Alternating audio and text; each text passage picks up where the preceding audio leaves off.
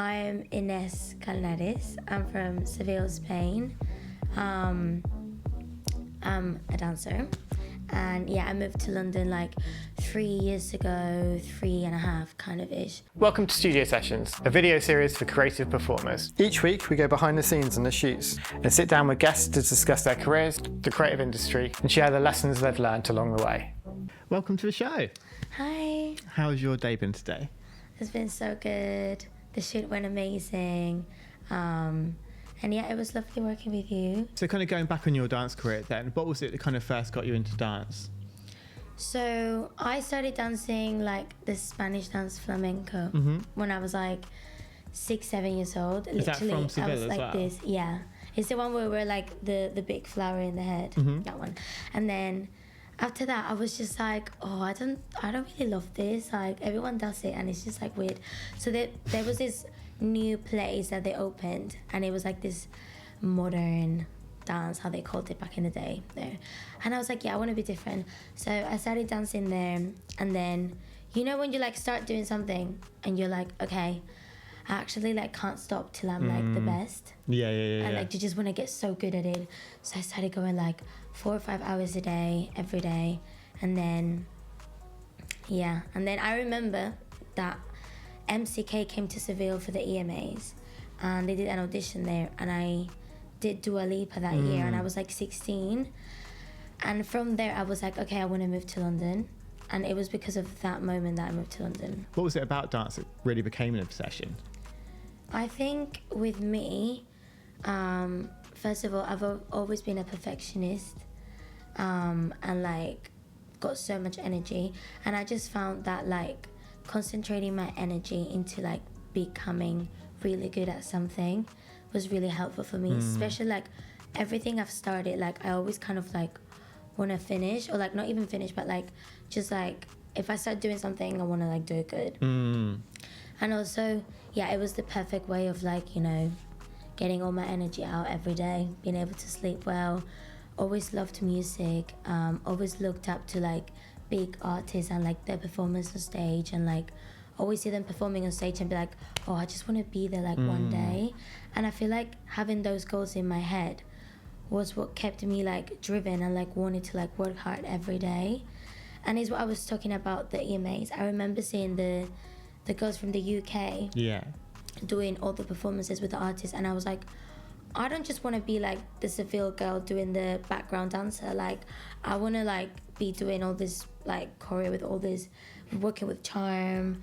And yeah, it's just having those goals that just kept me going, and obviously the love for like music and movement. Kind of going back there to kind of moving to London, what was that like at the time, and what made the decision that that's the way to go? Oh, so this is actually a long story, but I'm gonna make it short. I actually wanted to study in America. I applied to like unis in California because I was like, oh, yes, I'm gonna go to LA and I'm gonna dance. By the way, but this time I was an awful dancer. Like I wasn't good. I don't know what I was thinking. I look back to the videos and I'm like, oh, Ines, girl, it could have gone so wrong for you, but so not good. I applied to the unis there, got in, but they were so expensive. Yeah, they're so expensive. And I was like, my parents were like, oh, you're literally like crazy. No way. So I was like, okay, what's the other place that I can like go that's not in Spain that is also good for dance? So I was like, London. I applied to uni here because obviously my parents support me so much, but they were like, yeah, I think you should like study uni and then you can do dance on the side, you know, because they didn't know that you could live from dance because it's just not a thing in Seville. So it was a MCK job, and the fact that I wanted to get out of Spain and just dance and like follow like my dreams, and also study uni abroad. So moving on to today, what was the first look and what made you bring that? Well, with this one I kind of just wanted like a casual look, and I was like, let me wear my new jeans first of all because they're new, and then I think, I've just never done like a no top kind of situation, and because I've got long hair, I was like, yeah, maybe it'll look good. But then I was like, I need something else, you know, to cover whatever, so that's why I put the blue. Yeah, I feel like the hood was thing. kind of like a really nice accessory because it kind of balanced everything out really nicely, and I think kind of brought a bit more of your personality into it as well. And I like colour blue, I like some colour sometime. So yeah, but I really honestly, this outfit was a bit like, you know, just to try. Yeah. Experiment. Yeah. And from your experience in kind of like building a portfolio and kind of like having pictures for yourself, what's your advice to anyone kind of starting a portfolio? So I'm actually not the best on the portfolio situation. The last shoot I did was like 2.5 years ago. But it's because like, I don't know, I feel like if nowadays too, Instagram is such a like a good tool, and I feel like if you build your Instagram well, obviously like shoots are so important. Like it's because obviously I had this shoot that was really like simple and casual back in the day, and most jobs want to see you like on a normal casual look to work from there with you. But yeah, definitely I've seen girls that have had like a million shoots a day and they're always doing commercials, blah blah whatever, shoots everywhere, movies, and I do think like, oh okay, they're getting all of this because they've got like 20 million like pictures of every different things. So obviously when like a brand comes to you and they see a portfolio, like okay, so she can look glam and she looks good and she can be more cute, she can be like more sporty vibes, and they're like, okay, she can be sporty, then I want her. So they've got more to choose basically. So I do think you should get as many pictures, and obviously every year, like, because you change your hair, you like, you know, you grow, you change, your body changes, your face. So you should definitely update it, and that's something I've done. And you mentioned Instagram there, and I feel like I was checking through yours, and I feel like you have the perfect balance on your Instagram of like, you're a dancer and then there's your life. And I feel like is that something you've considered? Because I feel like almost if you go down your post, it's almost dance lifestyle. Yeah, I think. Yeah, there was a period of my life where I just had dance videos and I was like, oh, this is awful. Like, even like if I went into my page, I would just see all dance videos and like it wouldn't call me to look at them because there's so many together. So I'm like, I can't be bothered to see these videos. And then I was like, yeah, I think I need to have my face more out there, especially because what was I saying before is that a lot of these choreographers, brands, agencies, they rely on Instagram a lot, and they want to see you on your day-to-day. They want to see your face. So it's good to have pictures on your Insta that are not like professional ones. Just to show a bit more of yourself and your style. And yeah, at the end of the day, Instagram is a CV. And obviously you don't want to put a picture of you like, you know, having drinks, blah, blah. I mean, you could. It's not the most professional thing if you're in this industry. But yeah, just keep pictures of yourself, you know, even with some friends, something. But yeah, it's literally your CV. I've got most of my jobs from my Instagram, so. And I think as well, like, people need to remember that you're not just hired as a dancer, you're hired as a person too. Yeah. And I think people are going to be like, that looks like someone we want to have around. True. I mean, Instagram, as we know, is always a bit like, not fake, but, you know, it looks the best of you. Out of the 20 million pictures I probably took, I posted one. So yeah, obviously, like, they want to see part of you. I think my Instagram is not really like, it's myself, but I don't really look like how I am. I feel like I'm a bit crazy. I actually am. And like, my Instagram just looks like... But I think like with anything, it's like, there's different versions of you. Like you're a different person with your parents compared to how you are with your friends compared to how you would be with a client on a job. And I feel like that's just the professional side of you, that you're portraying the version that you want to for that specific kind of thing. Yeah, I won't be crazy on a job, obviously. Well, I could, but no. Cool, so moving on to the second look from today, what was that and what made you bring that? Okay, so this one's got a backstory. I think it was VMAs, Tate McRae. Yeah. She was actually wearing this like black mesh. Is that what I was? Yeah, it's got the mesh. Yeah. Look, and or she was actually inspired on Britney Spears. Another look she wore in the past. She was wearing like this black bra, this like black leather. Oh my god, black mesh dress, and this like long wavy hair. and I just loved it so much, and I just wanted to like give that vibe a little bit of like Britney, Tate, obviously a bit different because mine was just like a long sleeve and then like little shorts. But yeah, that was the inspiration, honestly, just giving a bit like more elegant woman. Well, does that kind of reflect your dance style as well? Those Yeah, kind of I artists? think so. What would your advice be to someone looking to develop their style and kind of make something their own? Okay, so I think for this, because I struggled with this one for a while, and I'm so happy that I ended up finding myself with time. What helped me so much was like, first of all, to find yourself, you need to like try everything, and like your body needs to experience everything to know what feels good within you. So I feel like first of all, take every single style. If you're a tech girly, like you think you might be a tech girly because that's what you've done, but you might not be. So many people have like started with something, ended up doing something completely different because they've tried it. They were like, oh my god, like this is actually so much more myself. So try every single style, you know, feel a bit lost at the beginning, being like, oh, I'm just taking everyone's class and I'm dancing like her in this class, I'm dancing like her in this class, I'm dancing like this in this class, and you're a bit lost in like, I'm just not copying, but like doing everyone's thing. And once you like develop every single thing and try every single thing, you'll feel how you kind of get like, you know, your body starts feeling different, some styles, and you get your own pocket and you're like, okay, this feels good. Then maybe like try to like do your own playlist, see what songs you like to freestyle more to, maybe choreograph, feel better, try to find your bag, your pocket in like, once now you find like, start finding your own style, maybe like even if you take like a hip-hop class and your style is more feminine, like try to bring that pocket into that, so that even though you're doing that choreo from this person, you look like yourself and no one in the room is going to look like you. And for that, you first had to be the girl that was like literally a square, like just doing the choreo with no type of flavor or anything. And because I was definitely that girl, like you would never look at me in the room and be like, oh my god, she's got a pocket. No, I would never be that girl.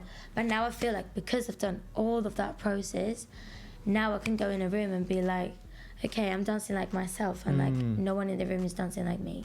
And I feel like that's really good. So long, sorry. That's really, really good. Yeah. I feel that's a really good advice for like getting noticed as well. So I feel like a lot of people struggle in a room of 100 people to be noticed. And I feel like if you can bring something that the choreographer is going to be like exactly. spot that, that's a really cool way to do it. It's also finding the choices. My friend Alex Thompson, you know him? He's so good at choices. Like he's an example of like, you've got in the whole routine, you've got like 3 moments where you've got to do your own choice, even if it's a count, 2 counts, and that can like determine if like all the heads in the room is going to look at you, if you get a job, whatever, like if you get the audition, the casting, whatever it is. And like you just got to be smart and be like, let me actually think of my choice, make it look different. And even if it's that moment is not free, maybe if the choreo is one way, just be like, how can I twist it so that it's still the same choreo but like it's different, it's just me, and everyone is going to be like, oh my god, like I don't know if you ever been like in a room and then suddenly like someone like suddenly does like a quick turn and like ends up in position and you're like, fuck, like oh my god, so good. I don't know, just little choices, adding your own flavor, facials, hair down. Also, this sounds weird, but like try to find your own style, like aesthetically too. And how have you developed your style? I think same thing as before. I used to be the girl that would wear like Ines France joggers, which I don't recommend. Like they're really comfortable, but don't wear Ines France joggers if you want to get like, you know, if you want to stand out, because that's like the most basic like. And like I used to wear them all the time, and I kind of still do once in a while because they're comfortable. But yeah, and like a normal big huge extra large t-shirt. And like I feel like everyone wears that and it's just really comfortable to dance with. But I just like to be like, I don't know, I feel sexy wearing this. Like, may I feel sexy wearing like a bra and like a little like jacket and like maybe like cool like bottoms, and I always like my hair down or wear like a hat. If I feel cool looking at the mirror, that's when I'll feel good dancing. Yeah, I feel like it's almost like building your confidence before you even kind of set your foot out the door. Some people like, you know, to wear shorts, like these ones. Some people like to wear like a bikini top. Some people would like to wear like really baggy clothes so they look smooth and their movement is more smooth and like water and everything. And I love that. I love how everyone like in a room like can have their own things. But I think find your own style, not just wearing what the person next to you is wearing, because it might look good on her, like, oh, that's her. So if you wear the same thing as her, being like, oh, I also want to be cool like her, blah blah, there's already someone in the room like doing that, who's known for that as well, probably. Right. And it's just like, try to find your own thing, and like you can wear the same thing because there's not that many choices at the end of the day. It's just a t-shirt and bottoms. But like trying to make it your own, like your personality. I don't know. Cool. So moving on to the third look from today, what was that and what made you bring that? So for this, I just wanted to be a bit more like myself and a bit more less serious, because I feel like I'm actually not a serious person at all. So I just wanted to like, you know, do a messy bad look, just like smile. Obviously the fit is like not that deep, it's just like a bikini and like shorts, and then just like a black kind of sweater, is that how you call it? Top, and that's it. Quite simple, to be honest. Yeah, I feel like I remember as we were shooting this, you kept saying, I feel like this is really me, and I feel like it's always good to have something that really reflects like who you are as a person. I feel like because you do have kind of that fun side to you, it was nice to kind of be able to do like the playful thing with the kind of like thing in your teeth and kind of not I think too that's serious. Yeah, and I think that's a really nice thing to be able to show if you have that kind of in your personality, to have that in your portfolio as well, because anyone looking through will be like, because that is such like a commercial vibe. Like you'd see that and be like, oh, I want to hire this person for this commercial, because they've got the energy. They also want to see like, because honestly, I'm gonna be honest, most commercials and all these things that are happening right now, or like the self-tips that I keep getting, is for like really like smiley things, like, oh yeah, you're gonna show this product, but you need to be so happy and you're having the best time with your friends, blah blah. So they would actually appreciate seeing you like smile and like all of this, because you already have the serious picture, they see your face, now they want to see that you can like, you know, have a good vibe and show a good vibe and energy.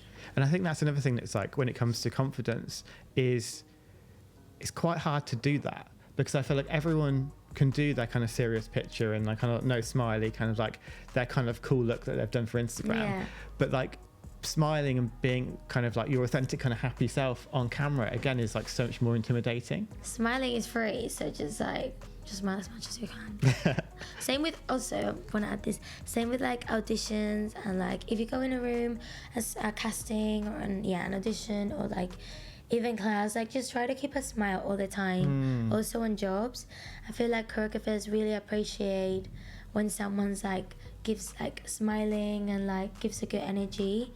Same with auditions, it might even make a difference. Yeah. If they really love you and they're like, oh my gosh, she's so like, look her smile, like she's like, you know, they always want like a good vibe in the room. Because I feel like there's so many people who I've met who've come in here who've been that kind of smiley, bubbly person, and then they leave and you don't forget them. Yeah. Because it's like I feel like you remember how people made you feel. Yeah. And if you can make someone feel, just kind of have that little smile to them, then they're going to be the person you're going to want to work with. It leaves like a little, you know, mark on people. And like if you do a job and they like you because for like that reason, they'll be like for next time, oh, I actually want her back. Like it'll be really nice to have her in the room. So yeah, definitely. So kind of moving on to your like career again, you didn't train at kind of professional dance college like kind of a lot of people end up doing. What would your advice be to someone who maybe isn't going to go the college route when it comes to kind of like building a career in dance and kind of finding a style from that? Okay, so I didn't go to dance college. Also, I feel I didn't know what it was personally, because we don't have such thing in Spain, at least in Seville. And then I feel like I didn't get that like technical training that people in dance colleges get. Like, you know, they have ballet, they have jazz, they have all of these, they even have tap. I started straight away with like more like street styles, and like just like choreography classes. Also, obviously going to foundation classes. I was going to popping. I was going to like hip hop, you know, some freestyle classes. All of these, obviously taking commercial, just funk, and I feel like, yeah, you don't need to go to a dance college and spend all that money in there to make it. I feel like also it's really important to make it in this industry, to like, again, find your own style and, you know, your own like pocket or whatever, at the same time obviously being clean. Yeah. And if you decide your own training, like for example, okay, I'm going to go to this camp and I'm going to receive classes from these people, and then I'm going to take these classes and blah blah, and I want to train this because I love how she moves, but also I'm going to train with this other one because, oh my god, the way he like, you know, his music is unreal. Then you create your own like little style, and like no one else in the room has had the same training as you, because you've taken these classes and they've taken these other classes. Whereas I feel like in dance college it's very much everyone gets the same, and like, don't get me wrong, everyone is so clean because like they've got all the technical and stuff, but and that's why a lot of them end up working in the industry, because that's what they're looking for too.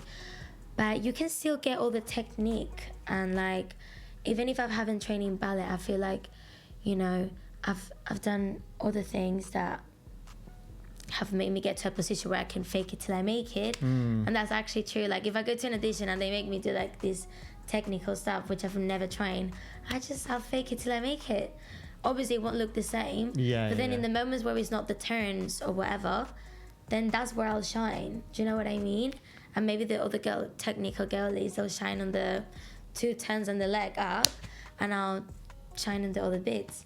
So it's a bit of a balance, but yeah, you definitely don't need to go to dance college. Yeah, but I think what you're talking about there in terms of like, you can choose your own thing, it's also being kind of picking a syllabus for yourself that is going to make you better in the areas you need to get better in, and also make sure you do it enough, because obviously the good thing about college is you're in there every single day, and someone else is forcing you to be there, pushing you to get better, whereas you have to force yourself to train consistently. Oh yeah, you need to literally have so much motivation and passion for it, because like, again, you don't have a mentor or anyone that like is helping you or like pushes you to agencies, because a lot of the good thing about these colleges is that they also, a lot of them connected with agencies, and like they also like help you with show reels, and they explain to you how the industry works, and like, okay, you need to do this and you need to do that.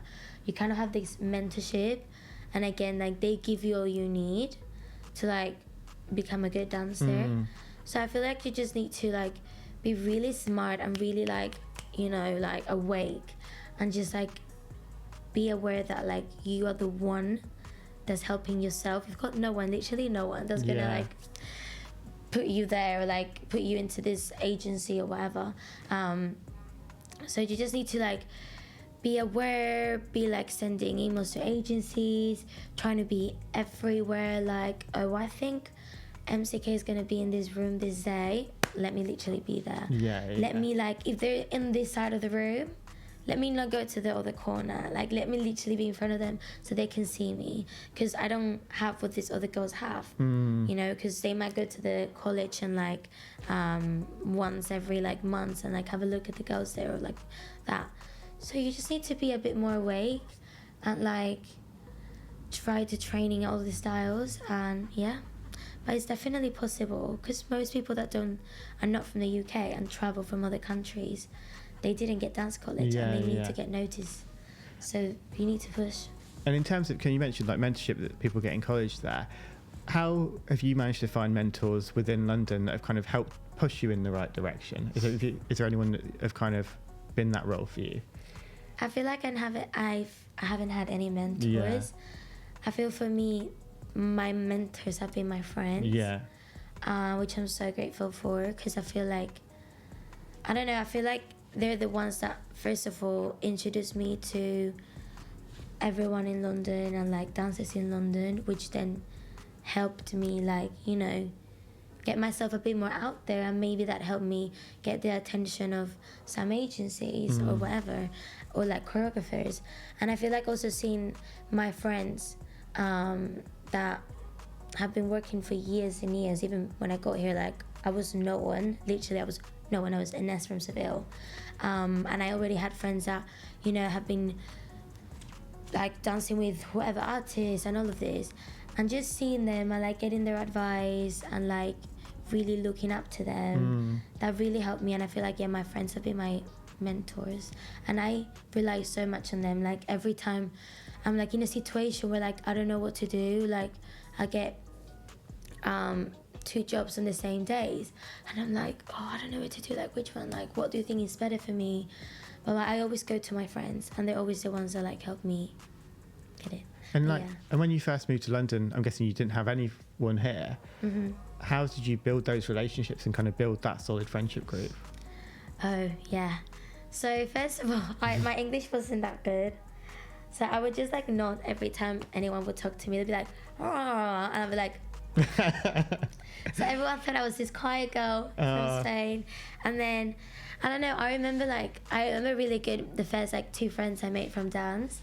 One was actually like, well, one was my friend Joelle, and we were in class, and I remember like we went to a different studio that same day and to another class, and I saw her again there, and we were like, oh my god, yeah, I saw you before, blah blah. And then from there we became friends, and now we're best friends, by the way. But yeah, and then the other one, which is also one of my best friends, I was in another class, and she came up to me, she was like, you're really good, do you want to come to my session? And I was like, yeah, sure. So I went to her session, and then her friends were there, so I met her friends from there. And then she kind of introduced me to her group of friends, which are now actually my group of friends. And yeah, and literally from there, just going to sessions or like hanging out with people. I'm really social, so I feel like being social is so important to become good friends with people. Because if I had stayed at home since I moved here and not gone at all out, that would have been a different story. And like, yeah, just being open, being friendly with everyone, being nice. Yeah, I think that social side of things is quite underrated. I think it's so important kind of who you surround yourself with and like who you want to spend your time with as well. Because I feel like they'll influence you. And also if you have people who are friends within an industry, everyone's going to drive each other forward as well and like kind of motivate each other. Literally. No, honestly, I think I've learned more from dancing with my friends.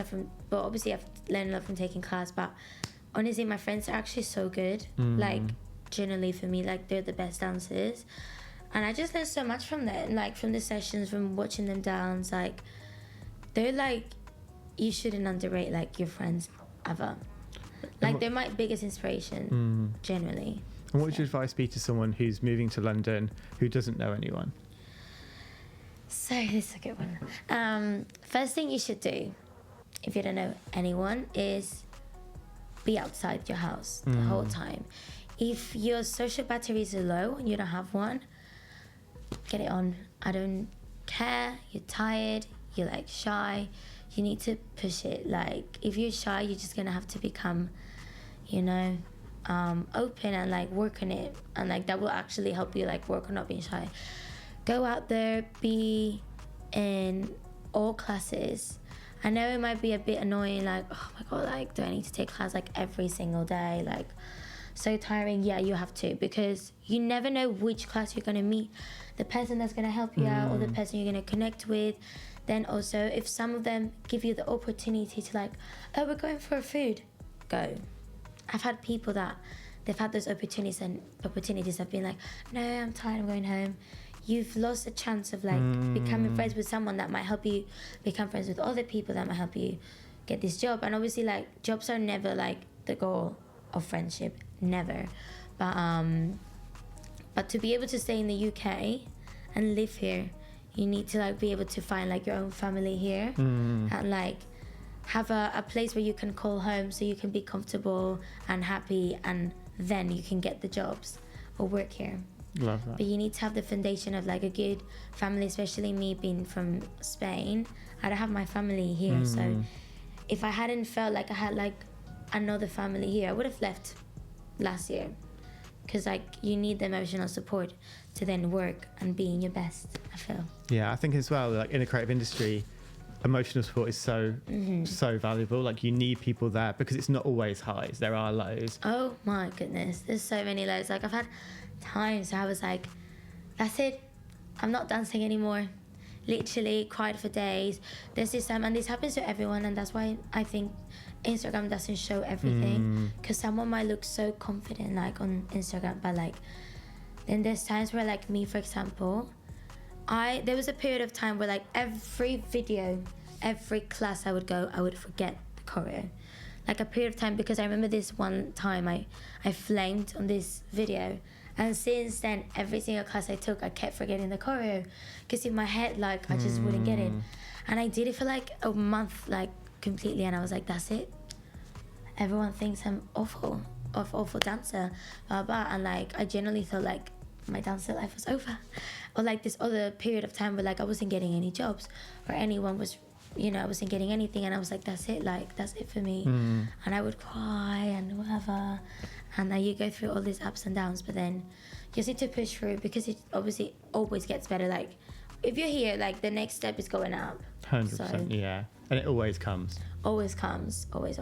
So moving on to the fourth and final look from today, what was that and what made you bring that? So my fourth look, I was basically inspired on like winter in London, like cold, wide, really icy, kind of like Narnia vibes. No, Yeah. Do you know what I mean? And then I saw this post of Cindy Kimberly, and she did this shoot with Aloe, the brand. She was wearing like this white underwear and like this cool like white jacket, and she's also got like, she's half Spanish, I think, and she had like this black hair, and I was like, I just want to copy the look. I will never ever look like her, never ever, but I just want to try to do like a look that vibe. So obviously you've had like a pretty amazing career so far. What have been some highlights for you? Okay, so highlights, I think the first one was obviously Dua Lipa, because it was my first ever job, so that was a good way to start, obviously. Then I've done the Netflix show with like, that was really fun too. It was my first job when I moved here, so it was really exciting. A lot of people did it, but I was just gassed because I was. So did you move here to do that show basically? No, I moved here and I got after the second lockdown here. Oh, cool. And I got the job, and it was so amazing for me because it was the first job, and that job actually I met so many people, because it was like 100 dancers. Yeah. And then, well, I've toured with an artist called Piri, and that was amazing. Like we got to be everywhere in Europe. We toured also UK, we toured Australia and New Zealand, and that went over for like basically a year. And like, yeah, it was a whole year of just traveling around, and like the amount of things I've learned from that, like consistency, also learning how, oh my god, like you're gonna have to do the same routine on stage for like a whole year, so you've got to like deal with it and learn how to love it. Also I've danced with Flo, Summertime Ball, that was so fun. Loved that group so much, it was honestly amazing. Other things, I've done a lot of well, not a lot, but I've done a few commercials. I've done one that was for like this Batiste brand, dry shampoo, and the experience for that was amazing. They had like, their budget was unreal, so like the whole team was huge. They treated me so well. It felt amazing to be like the main girl for once, because obviously with dance you're always like at the back. So for here I feel like everyone was like, oh my gosh, do you need anything, like redoing my makeup all the time, and I was like, this is so good. Then recently I did another commercial for Sloggy, which is this like casual underwear brand, and again like it felt so good to like, you know, get to be like the girl. I did this other one, but this one didn't go out, but this was also really fun. And then I danced recently with Meghan Trainor for Summertime Ball to Capital, and that was also so fun. Worked again with Charm's team. She wasn't there personally, but it was her choreo. Worked with Ashley, her assistant, and it was so fun. Meghan Trainor, I've always loved her.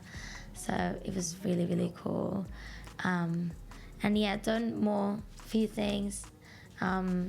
There's some more shoots, some more performances. Not like big names, but still cute. So like when you're on tour and you're kind of doing that same choreo like every single time, how do you stay sane and how do you kind of keep up your training as you're going around? Yeah, so this is difficult because it can get quite like tough at some point. You're like, oh, I wish I could just take like, you know, a few weeks off and just take class. I'm missing this. But I was just thinking like, babe, you took all these classes to get where you are right now. So it's just thinking like, shut up and be grateful, because like so many people would die right now to be where you're at. And also it's like, me personally, what fueled me was the feeling of being on stage. So what do you think the little flamenco version of you would think of you now?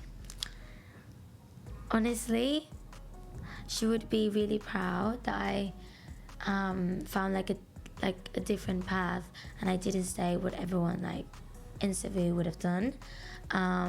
She would be proud of how much I've worked and like how much of, what's the name? Like, what's the name of this word?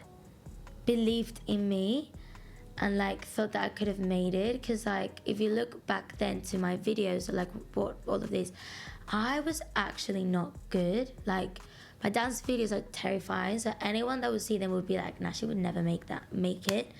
And it's the way that I was like, yeah, no, you know what? I'm gonna do it. Like, I don't care. I'm just gonna keep training and make it happen. So I'm happy that I didn't find an easy path. She'd be really proud of like how hard I've worked. So yeah, that. Boom. Thank you so much for this. This has been really fun. Smashed it, yay! Thank you so much for watching. If you liked this episode, please share it. If you want to see more of these, click subscribe. And if you've got any questions or anything you want to ask, just drop them in the comments below. See you in the next session.